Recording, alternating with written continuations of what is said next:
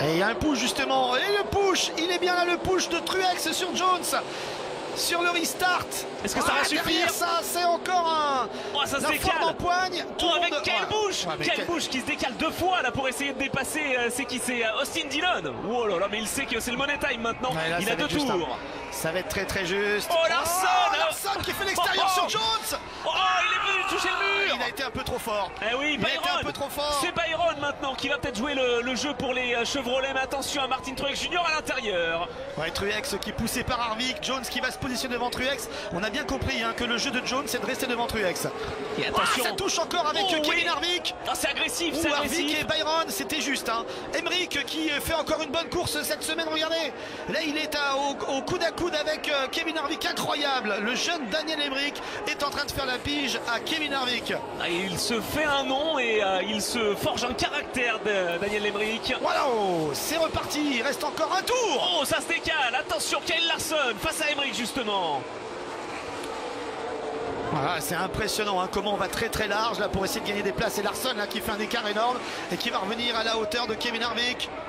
Pour l'instant, Hamlin qui a maintenant pour se gagner, si jamais le drapeau jaune tombe, c'est officiel. S'il y a un drapeau jaune maintenant, on gèle les positions. Est-ce que ça va tenir en termes de consommation pour les 3 premiers, les 4 premiers? Elle est très longue sa ligne droite. Dernier virage. Avant-dernier virage, oui, ça c'est la petite ligne de 542 mètres. Allez, Eric Jones face à Denny Hamlin. Première victoire de la saison pour Eric Jones, la deuxième en carrière. Ça tient pour l'instant. La 4e victoire ici pour Denny Hamlin, ça va tenir.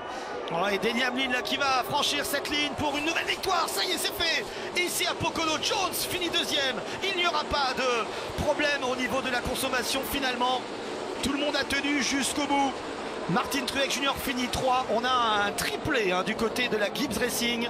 Les 3 voitures aux 3 premières places, incroyable. William Byron qui finit 4. Kyle Larson qui est dans le top 5. Ça va lui faire du bien, Kyle Larson. Vous voyez, avec tout ce qu'on a pu dire sur lui.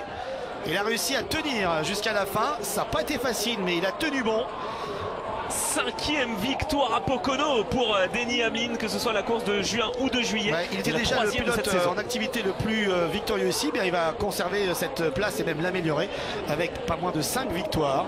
Au niveau du classement général, tout historique, il remonte à la hauteur de Bill Elliott. Mais oui, parce qu'il rejoint Bill Elliott, c'est ce que j'allais dire. Il a 5 victoires également, Bill Elliott, 4 dans la course de juillet et 1 dans la course de juin. Et seul désormais devant Jeff Gordon qui a 6 victoires en carrière ici. Donc voilà pour Denny Hamlin. On retrouve Joe Gibbs qui, comme d'habitude, à chaque victoire fait la petite prière. Il faut savoir qu'il est très croyant, Joe Gibbs. Il a écrit un livre sur la foi, sur l'espérance et aussi sur sa vie, qui est un véritable exemple de coach.